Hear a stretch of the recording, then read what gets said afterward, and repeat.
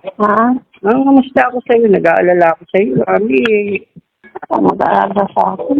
pwede ba naman yun? Kaya mo mag-desisyon. Punta ko dito. Kasi mami, hindi ka kumakain. Pag mo bang desisyon ko, gusto ko. Hindi ko yung gusto, nahihirapan din ako. Alam ng Diyos yan, gano'n kita kamahal. Gusto ka na. Higa. Kumain mo na po kanina.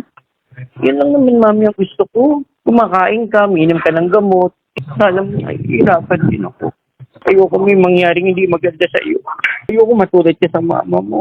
Kaya nga, ginagawa ko yung lahat eh. Ano ba nga? Hindi ko gusto yun. Hindi ka kasi kumakain. Sabi ko naman kay Christine, kung kumakain ka, umiinom ka ng gamot. Tulad ng ginagawa mo dati. Kahit wala ako, umiinom ka ng gamot.